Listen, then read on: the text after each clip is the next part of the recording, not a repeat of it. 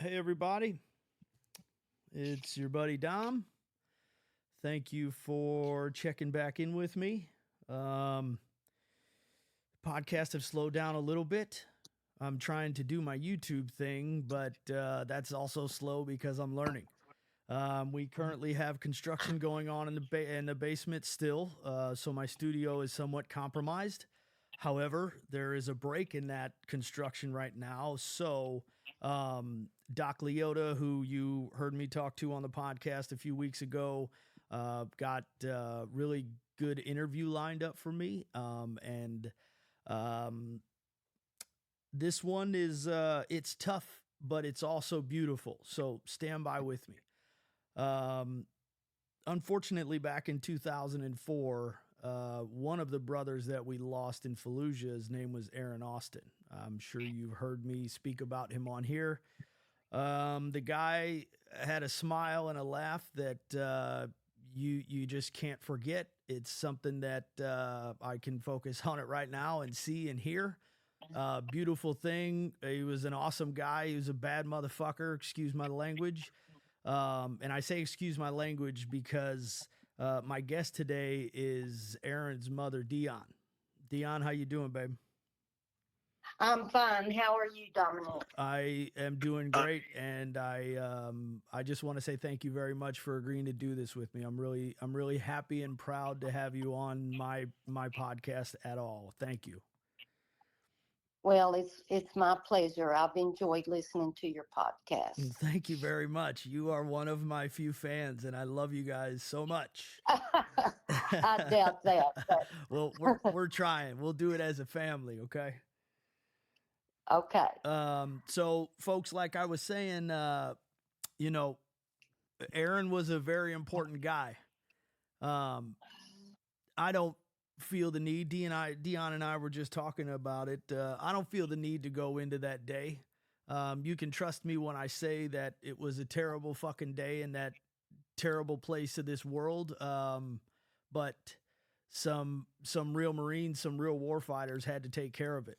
Unfortunately, we didn't come home. Those guys didn't come home 100%.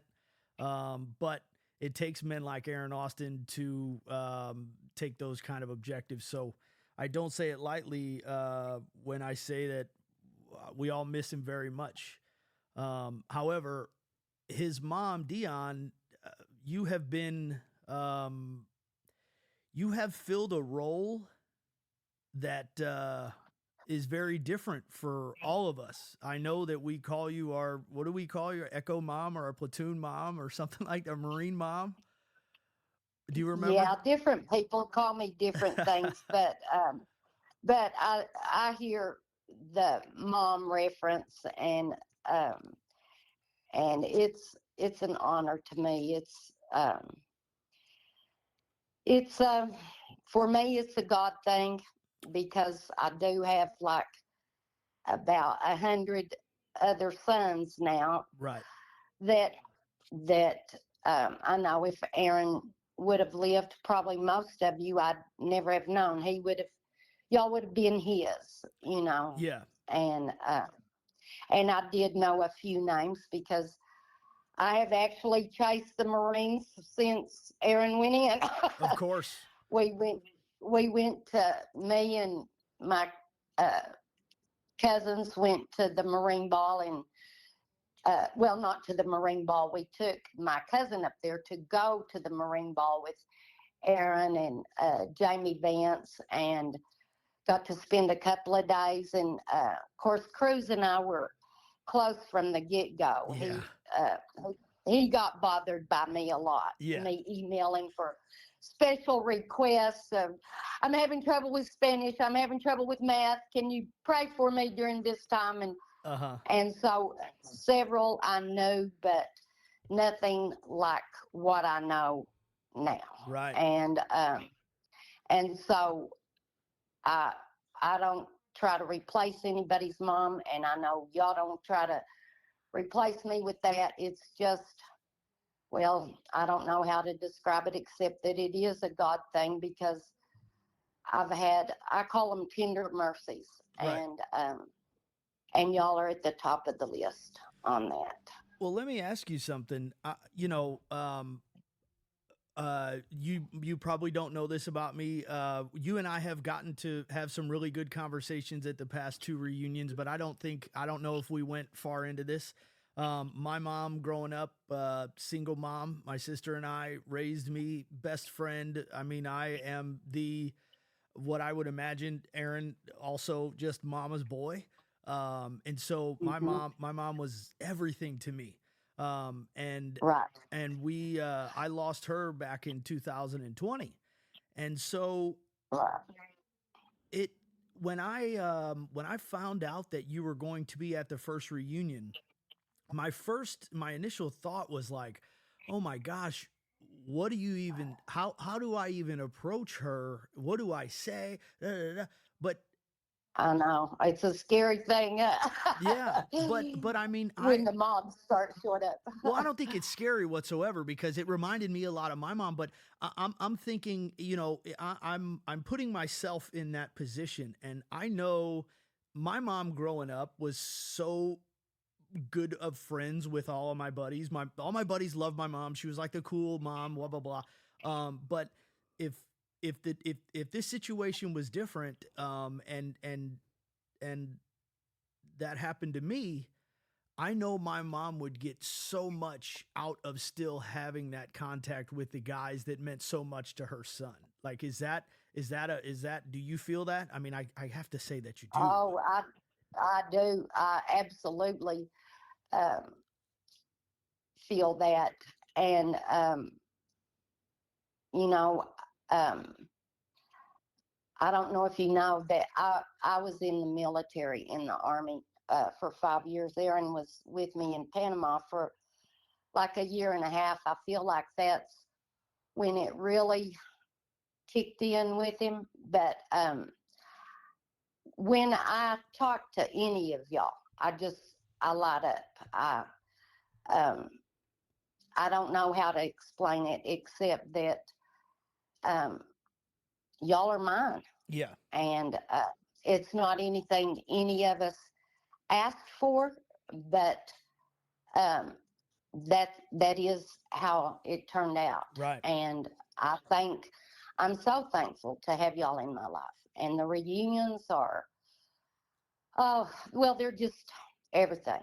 And I've heard people talk about, being apprehensive, especially if you haven't been in 15 or 20 years of um, that you've gone to one and you're like, well, I really don't know if I want to see all these people or whatever.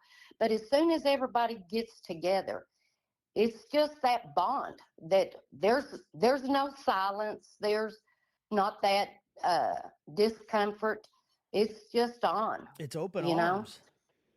Uh-huh. It's really just open arms. Um, Oh, it is. how many of these have you been to? How many? Okay, I guess our actual first one was I believe it was the 10 year. And Okay. my husband and myself and my great nephew Weston,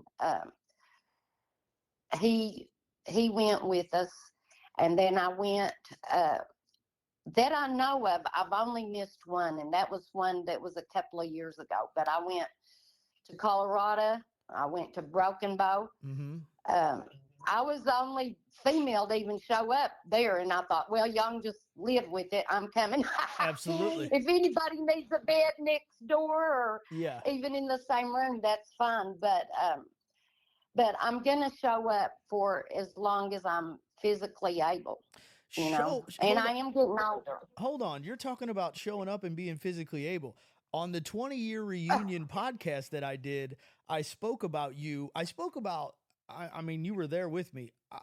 All of the families, all of the children, like, but to see you at the top of that mountain that was very tough for most of the guys was incredible. Well, well, Cruz carried me during the really hard times, and I knew what I was getting into. In fact, I'd already said, well, I'll just have to ride on the Humvee because I do have emphysema. Right. I try to keep my legs strong, but my lungs are. I mean, they're not the worst in the world. I'm not on oxygen or anything. I Yeah. have my inhalers. But when we first rallied out there, Mm-hmm. I'm like, I'm going up. I posted it. I'm going up. I don't know if somebody will have to call me going up. I mean, if somebody will have to carry me. And a few times Cruz did have to carry me, and then Heath worked behind, shoemate. He had my back, and I would tell Cruz, okay, I'm good now. Put me down, and I can go a little while longer. But I thought, no, I have to do this. Yeah. The 10-year one meant so much to me. We kind of had to sneak up that one because the same thing happened with the mudslides Mm-hmm. and all that. But when um, I can't remember who it was talking to. I think it was General Tulin. When he was talking to us at the 10-year, he was saying, we're not going to be able to do this. Tears just burst out of me. I thought, no. I was in my jungle boots, had on my Right. BDU shorts, and Magana turned around to me. He said, we're going up. I didn't come all this way. And Yeah. I said, go up. We know a shortcut. Yeah. and, and, and then Sergeant Major Skiles, a little later, he pulled me over. He said, are you going to try to go up? And I said, I can't lie to you. I said, yeah, I'm going up. And he said, who are you going up with? I said, my husband and Magana. He said, okay, you'll be all right. Yep. So yeah, I honestly had no clue. I figured we were gonna talk to you back, and not to call you some kind of punk because clearly you're not. But I just figured we were gonna run back into you back down on the parade deck, and then I see you walking up there. I was like, holy shit! Did a helicopter bring? And then the guys told me no, she made it on her own. I said, I will be damned. That was well, that was amazing. Because the best picture in the world is, and I even called Cruz my camel. I said, he's my cruise, like thinking of cruising in a car. I said, he's my camel, and I didn't add in. He really didn't even get that many drinks of water, but right. That will probably be a profile picture from now on because it just totally spoke to me. Absolutely. Well, camels don't need that much water. That's right. But it just spoke to me of how y'all have carried me. Yeah. And that's been, that can be metaphorical or literal. Y'all have carried me, and I don't know that anyone even knows how true that is. Well, I know I can speak for everyone when I say thank you, and we all do appreciate that, of course. But I'm not sure you have an idea of the impact you've had on everyone else either, Dion, because I'm not the only one who's lost their mother, right? Or even if I had my mother, just for you to be there, that figure, it helps. There's something about it that's like, okay, it's just it means a lot to have you going out of your way and showing up and traveling and all that stuff. It's not easy getting to some of those places, especially Broken Bow. That wasn't easy to get to. No, and they really had to see. I'm not a driver at all. I mean, I drive around our little town here that has one grocery store and no hills. Right. But when Leota first let me know about Broken Bow, I started checking on airlines. Okay, if I leave out of Hobbs, and I came up with this one airport, and Shoemate said, you'd have to come in a crop duster plane to there. No, Dallas is the near, and I'm like, oh, well, I can't do it because I can't drive in that kind of traffic. I learned to drive on turn roads. Yeah. And I'm sure 10 million drivers would appreciate me not trying to face that fear. So, but anyway, the short of it was Leota got back a hold of me, and he said, is this really the only reason you're not coming is because of driving? And I said, yeah, it's really the only reason.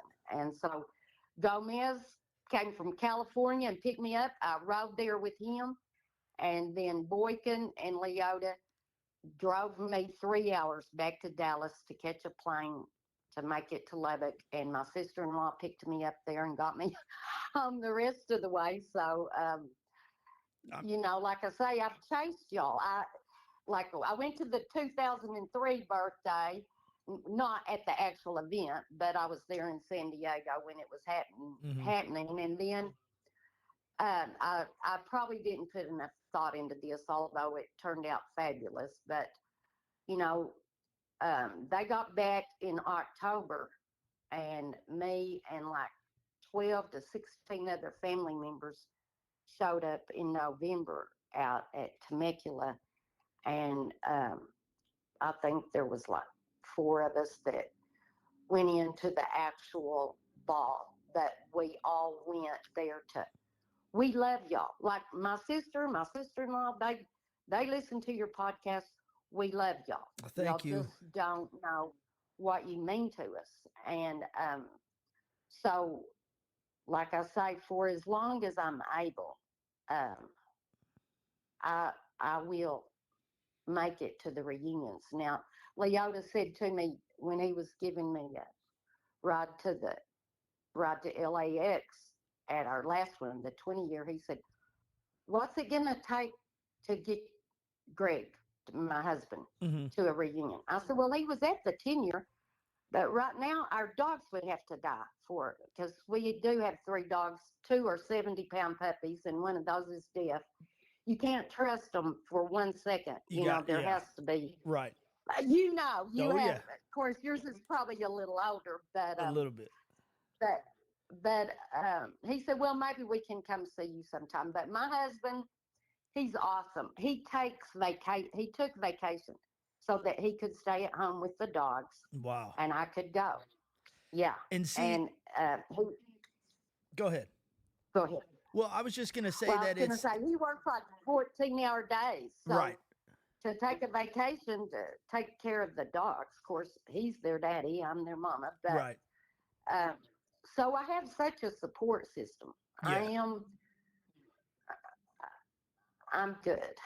But we all have that. And that's funny too that you talk about Greg, because that might not be on the surface. It might not look like that big of an issue, but all of us around, I had guys at work that did things that went out of their way to make sure that my shifts were covered for this one, because they knew how important it was to me.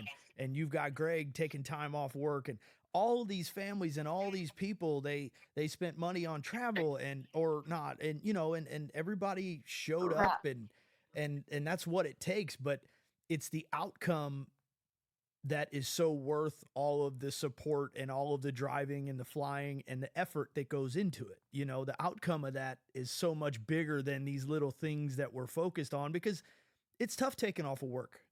It's hard traveling. Yeah. When you don't even drive, It's real hard traveling. And now you got a guy coming from California. It's not just some guy. It's freaking Carlos Gomez Perez. And he's done way crazier stuff to help people out. But it takes a village, and I think that village like ours is very different than most in the best way I can say it. Oh, I absolutely 100% agree with that. I told Gomez one time, I said, I know everybody has their sorrows and their losses, and I said, and don't take this wrong. It might sound kind of bad, but if I had to go around the world choosing which sorrows and which losses I would take, I said I would still choose the one that I have, because we have each other. And he said, that doesn't sound bad at all. Wow. That makes perfect sense. If I have to be in sorrow or in joy or trying to figure out something with somebody, I've got the best people in the world. And I know this because, like I say, I was actually in and called Austin for longer than Aaron was. I was in the Army for 5 years. And and I have a few close friends from there that we met back up on Facebook, but it's nothing like how we all are. Yeah. I mean, and I don't know what makes that kind of difference.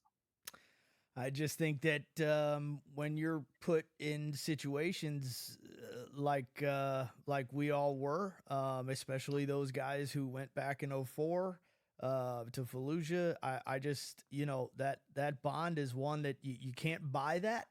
That doesn't that you can't click on Amazon and they'll send you one to your house. That only happens to a very small percentage of human beings that have ever lived on this earth, and I just don't. It's non-duplicated. So I mean, that's huge. It's so Yeah. important and it's so big. And the unfortunate part about this, and a thing that I think we're all kind of trying to change with legacy, of course, is that I know a lot of guys that do not have this. They might know their one buddy and he was the blah blah blah, and they're still good buds and they check in now and again and tell each other Merry Christmas. But there's not 200 something of those guys that all care to get together. And is that Right. because they don't want to? Probably not, right? Because we're all, I mean, I have to imagine most of us are at home kind of thinking the same stuff and have the same concerns and worries and all the same Right. emotions. We're all human beings. But Right.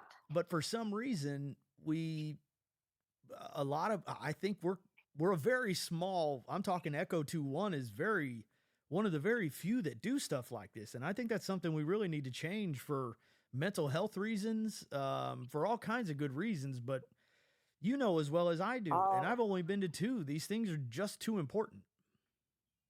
oh, I feel exactly the same way, and I think that reunions are going to uh, be more of a mental health answer than what people can possibly even realize. Because, like, right, you're not necessarily going and sitting and talking to your therapist, your husband or your wife or whatever, but you are going into a group of, well, y'all are brothers, Yeah. and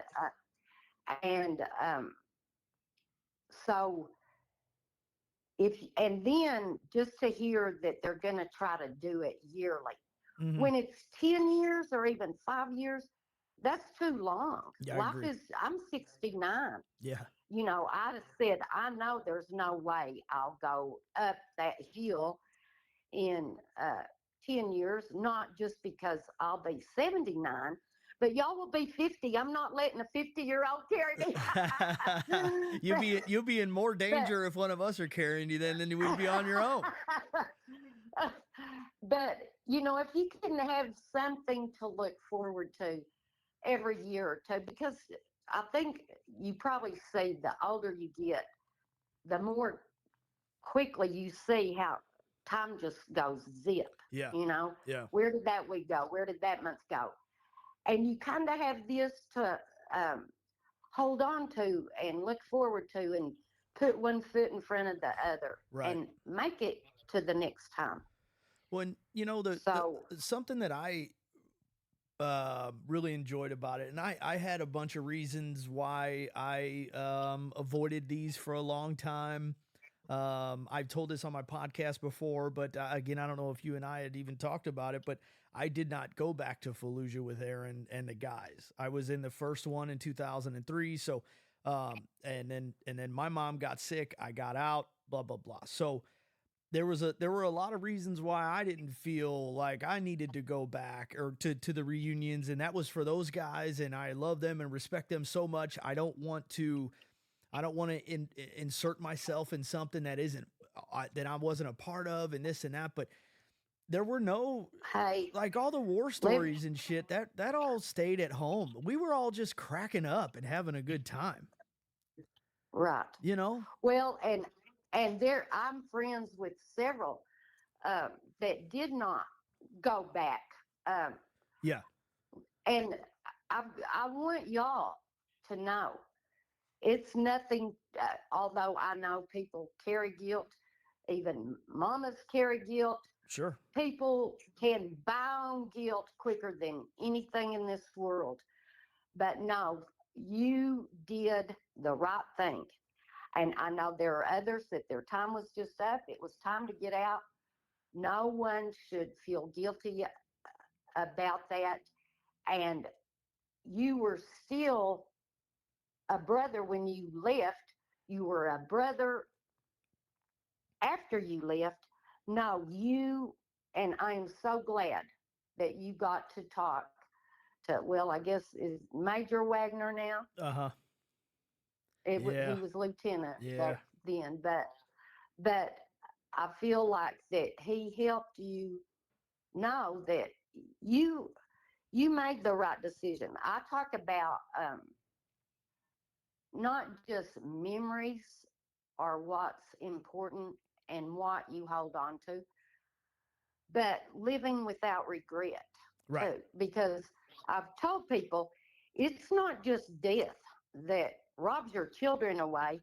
Y'all will see life does that too. Right. Because they get grown, they get married, they go away, and hallelujah, you get to have your grandkids and everything. But your little boy has still left home, or your daughter is married to uh, another man that hopefully he's the hero in her Right. life now. Yeah. So, so live with as little regret as possible. And if you don't show up and don't go see, then it's something you'll always wonder about. And possibly there's somebody there that needed to talk to you or connect with you on that level, or just on any level that the Marines have, Mm-hmm. that they might not get any other way. So I'm not one who wants to just keep it all about Fallujah. Aaron, they deployed on February 29th, and by April 26th, he was gone. Mm-hmm. And one of the hard things was I was cut off. And I've talked with some who have been injured, like Costello. Yeah. You know, he mentioned, yeah, that's a weird thing when, you're not getting the news, you're not getting the briefs, you're not, to just all of a sudden be cut off. And so I started early on reaching out. Well, there was a thing called, it's still there, but after we started losing so many, the poor man who started it just couldn't, I'm sure, keep up with it any longer. But it was called Fallen Heroes Memorial. Okay. And this was 2004. So there wasn't, there wasn't Facebook or anything like that. I did start a blog for a while, but I I would check in on that Fallen Heroes Memorial every day, sometimes several times a day, and that's how I got to know Rettenberger. Ah. And by the time that we actually met in person, it was like, and that was because he did come to the Silver Star ceremony in uh, July of 2005, him and Doc Duty. Mm. But it was like Rettenberger and I basically already knew each other, because Yeah. that was a place he would pour his soul out, and I would pour mine back out to him. Yeah. And so I'm so thankful that we do have these mediums that we can go to talk to each other and kind of get to know each other. But it's the reunions for me that is, uh, that's the personal time. That's the face-to-face time. That's where you begin to know the unique personalities, Right. you know. Well, and And even, go ahead. I was about to say, even though we all are family, we're all still very different, you know. We we are individuals, and sometimes on social media it's hard to get to know an individual because you don't know who they're saving face for out there. And that's kind of how I even started with the guys, because I actually did lose a baby son 10 years before Aaron. And I put up a wall and I shut that down inside me. Plus, I was very young. Right. And I had just graduated Texas Tech University in 2003. My degree was in writing. And 4 months later, Aaron was gone. So I turned from fiction to memoir. And for a while, I worried after a while because I felt like by that time I knew this stuff is going to come out somewhere later in your life. It's going to come out in harmful ways. You need to talk now. And so I knew they weren't going to talk, so I talked, Yeah. And I guess I tried to be sort of like, what do you call that? I'm thinking Like proactive, but I don't know if that's the word you're looking for. well, kind of like the springboard or whatever that. Okay. Maybe this isn't how you're feeling, but here's how I feel, and you might recognize a little bit Okay. of yourself in that. Yeah. But yeah, I was very proactive. I don't really write anymore. I have to use my voice with this wonderful Texas accent. It's beautiful. What you need to do is start a podcast because you are good. You are good at it. Well, I told Leota, I said, my mom was the same way, and my sister used to say to us, y'all don't get out enough because when you get out, then and you start talking, nobody can shut you up. That's a good thing on podcasts. That's a good thing. Well, I wanted to say, you were talking about. Oh, you were when we were talking about my personal story. Before Broken Bow, I would when you said that you should be there and all that the nice things you were saying to me, I would have said thank you very much. I do appreciate that, but I wouldn't have believed it. The miracle, the thing that changed for me is that I genuinely do believe that now.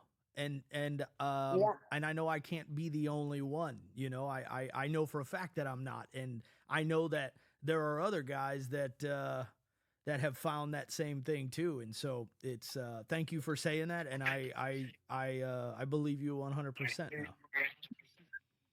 Well, and you have to show up to even know that, and I'm not saying that I know literally everybody can make it. Like I think of Morales right now, and his wife is fighting breast cancer. There are times that you absolutely cannot Right. come. It's not even a good idea. Ethan Place was going through fixing to be getting the kidney at our 10-year one. Of I course. said, Lord, no, don't need to. So there are times that you absolutely can't. I don't mean to sound like, oh, well, just get your priorities straight. No, sometimes priority is the wife fighting breast cancer or getting a kidney put in your body. Yeah. But if you can make one, if there's any way possible, if somebody will watch your dogs or cover your shift or whatever, even if you can't come for the full time, come for a day and then you'll know. You won't have to just believe it from somebody else's mouth because, I mean, it just happens. It opens up right there. There's no little silence time of, okay, well, here we all are, and what do we want to talk about? Right. Well, and then maybe next year you have more time in advance to set up. Right. Once you understand that it's not what you thought it was, then next year you'll have more time to get things in line so you can make it. And I agree with you. I agree with you. Does it? How much? I'm sure it's. I don't know. I can't speak on it. What is it like to hear all of these stories about your son? I mean, I know that a lot of them are funny because he was such a funny guy, but he was funny. Yeah. What's that like? I mean, I, as a parent now, my children are much younger, but as a parent now, I'm trying to put myself in your shoes, and I don't think it's a great idea. So I'm just gonna listen to your words. But that's got to be very difficult, and you've already said very healing at the same time. Well, it really isn't difficult. I love hearing the stories, and and I told Rick Loomis. He sent me a picture of Finn Cannon and Aaron reading mail. It was the day or 2 days before Aaron was killed, and Finn Cannon lost his hand and part of his arm and Yeah. everything. I said, there's not one single thing I don't want to know. I can't imagine not wanting to know, although I do know there are people that are like that, but I'm just not. I'm a details person. I love to hear the funny stories about him. They don't have to worry that they'll shock me. I raised him. I know who he was. Yeah. and but I've got to say, as much as I do love hearing the stories, and I can listen to them over and over, I love hearing about y'all too. I mean, because y'all all are, you know, pretty funny guys. I mean, there might be some that are super serious, but I can't say I've met one yet. And to watch y'all interact with each other, just like Leota cooking in the kitchen and different ones coming in there, and then Brown showing me how the little crawdads walked. And I mean, y'all are just fun. It's too much. Yeah, it's Aaron was there a short time, so it's not all about Fallujah for me. Right. And I know most of that y'all probably aren't even going to talk about around me, although I wish everybody could know that you can. But it's watching y'all interact and bounce off of each other the way you do, your stories and your laughter and just the camaraderie. It's, you know, y'all are the proud, the few, and it all makes perfect sense to me once I got around the Marines. Right. You know, I was in the Army. I was more concerned about, well, here, Aaron, if you would just study a little bit harder, you know, you could get into a job that when you get out, and he just looked at me like I had absolutely lost my mind. He wanted to go be a machine gunner, and I thought, well, he has found his legal gang. Yeah. You can't deny it sometimes. They say that we were not made that way. We were born that way, and I believe it. Yeah, it's a special and thank God for it, because we need the warriors. It's not every day, and I think that's hard on warriors when they come back and maybe the war's been over with for a little while, and I'm sure that they feel underappreciated. And like last night, Greg and I were watching the movie The Covenant, and when I had read that it flopped at the box office, Greg is like, how in the world could this movie flop? And I said, Greg, people are so fickle. When war's over, they don't want to hear about it, or, right. You know, but let that bad day come, and everybody is looking around for y'all, and that is just who y'all are. Yep. You're not needed 365 days a year, but when you're needed, you are so needed, because the other side of it, even though I can watch and listen and everything, I am not that person who could go be in that. I would have everybody messed up. I wouldn't know my directions. I wouldn't be able to hit a target. I mean, I don't know. when I feel like you'd be a hell of a warrior. well, I could probably fight or maybe outrun them. There was a day, but I have a trimmer. I never even qualified with the Yeah. weapon. I I got high PT in our battalion. Every day, I still have calluses on me because every day they would take me out to the firing range.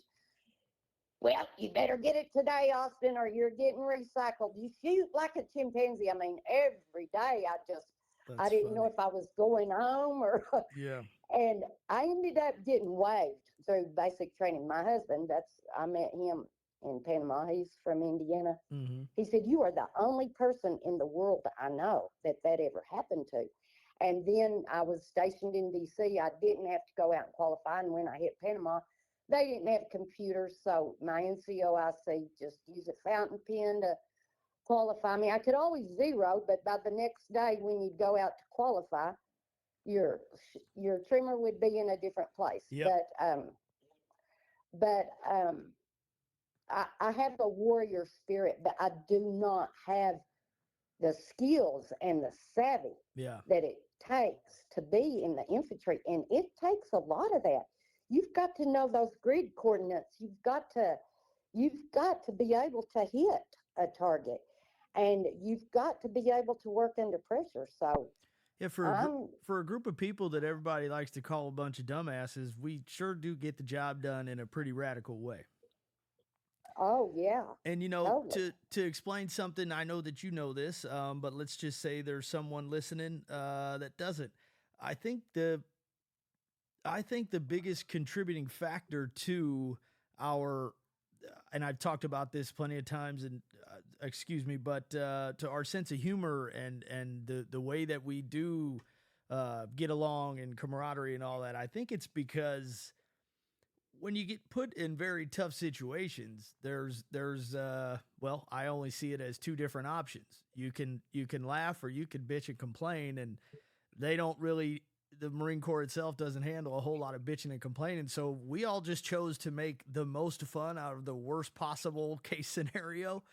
And it made life better. I mean, while it sucks, at least we're all sucking together and let's laugh about it. So I mean, we come Oh, up I know. we come up with some stuff to say, but that's what we have to do to make life better. Well, hey, Oh, I totally agree. I like these stories. Can you tell me, tell all of us? Do you remember? I know you do.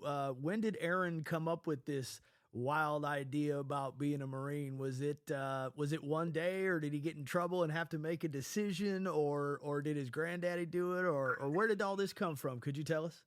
He he actually signed up uh, in the delayed entry a Mm-hmm. year before, So did I. and and then he talked to a guy. It was probably about halfway through that. Um, I don't know. Like if you're getting recycled or you're getting a different job or whatever, you get put on post detail. Okay. And he talked to somebody that was on post detail, and I said, Aaron. He said, I'm getting out of this, Mom. No, there's no way I'm going to go and do this. And I'm like, Aaron, Skinner is on post detail. That'll last about 3 weeks. It's like the worst job till you get to permanent party. You're not going to, it's not supposed to be a cakewalk. Yeah. But then he, so I had his back x-ray where I can't remember. His dad either has an extra bone or missing a bone, and I don't know on what part of your anatomy, somewhere on your back. But Okay. I said, okay, because I was always Aaron's rescue person. You want in, we'll get you in. You want out, we'll get you out. But anyway, Right. I, I said, he's not going to be able to go. Here's his back x-ray. And so they did. He went ahead and got out of that. Is the very day he graduated high school, and that nearly didn't happen because he flunked his math test. I went up there begging for them to let him retake his math test, and they're like, no way. But anyway, yeah, 2 or 3 girls tattled on the teacher that they got to retake theirs, and they did let him retake it. He got to walk, he got to graduate, and that night we took him to Cattle Barron to eat, and he was slinging ranch dressing halfway from the salad bar to hurry up. He was going to Ruidoso, moving there that night, starting his life over, and going to move furniture, up and down the mountains and stuff. Well, so he graduated 2001, May 2001. Then we had the 9/11, and by October 22nd, he was sworn in. And so even though he entered into service from Sunray, Texas, is where it shows, because he went to go see his dad for a couple of weeks, and that's where he actually enlisted from. He enlisted at the same NEP station in Amarillo that I did. Wow. And so he was sworn in by October 22nd, and the rest That's is it, history. Huh? Wow. That's always funny to me because it never seems like these stories are, well, I didn't have shit else going on, or I heard the Marine Corps paid a lot of money towards college, or, there's never, it's never some kind of, Aaron wasn't interested in school at all. And I said, well, you get to, he said, Mom, I'm not like you. I don't even care about traveling. I don't have to see the world or what. Every little thing I kept trying to get him to retake his ASVAB test.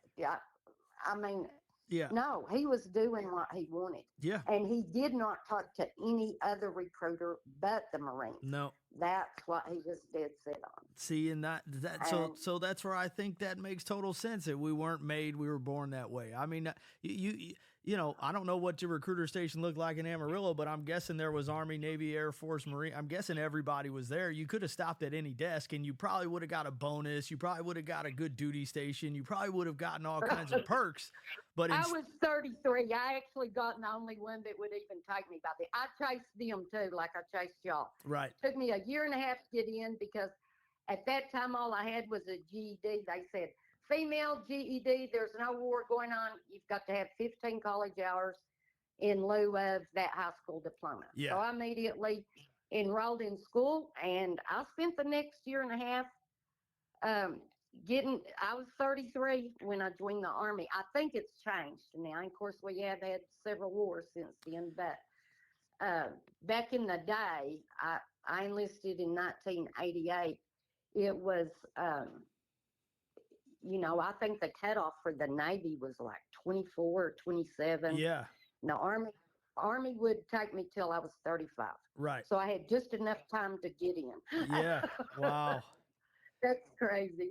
Yeah. When was Aaron born? What's his birthday? Because I'm a 82 baby too. Yeah, he was born July 1st, 1982, and Okay. he was circumcised on July 4th. Oh yeah. I call that day his circumcision with the United States, the 4th of July. See, now I'm guessing that there is a bunch of people listening that do not know that about Mr. Austin, and that is fantastic. It is. That's great. Fantastic. Well, that's awesome. Well, I am so honored to be able to talk to you, Dion. I really do appreciate it, and I look forward to many more reunions, hanging out with you, especially now that we have this bond. My wife loves you on Facebook. She's Alicia Masters. Oh, I love her. Yeah, she says you guys talk about the dog and all the time. I really loved reading about her. She's been into all this bike stuff. Yeah. I mean, she's built for speed, huh? Yep. Yeah, she is. She's a wild one. I bet y'all have a lot of fun together. Yeah, she works for Major League Baseball. She used to tour with Dew Tour and X Games, and I mean, she's had some pretty wild careers, and now she's a full-time stepmom and a wonderful wife to my ass. So I mean, that's another job in and of itself. But yeah, I got lucky on that one.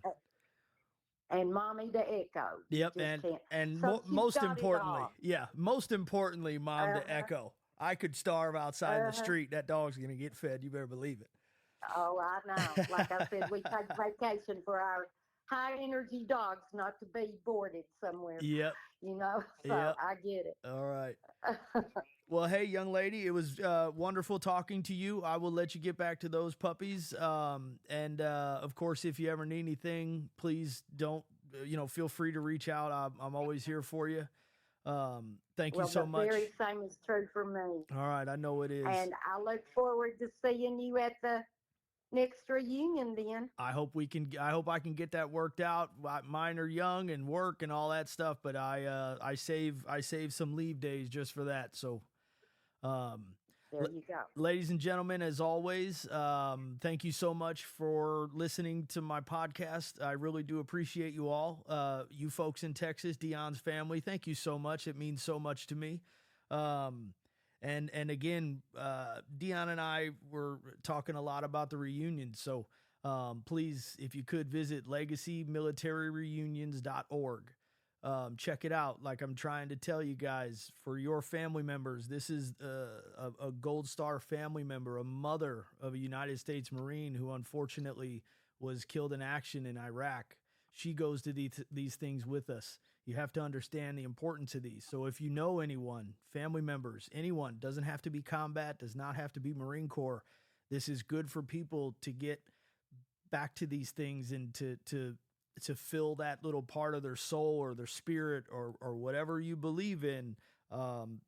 Dion just got done telling you she has no reason to bullshit. I'm telling you, everybody I'm going to talk to that's been there and knows will tell you this stuff is very important for mental health and love and just overall to be a happier human being. So please reach out and check out the website, and it has all the information you can need, and we will do the best to help you out. So again, thank you very much for listening today. Dion, thank you so much. Oh, thank you. All right. It was a pleasure. All right. We'll talk to you guys soon. Dion, hang on the phone for me for a minute, okay? I'll talk to you. Okay. All right. Bye-bye, everybody. Be good to yourselves. Take care of yourself and help somebody out along the way, okay? Talk to you soon. Bye.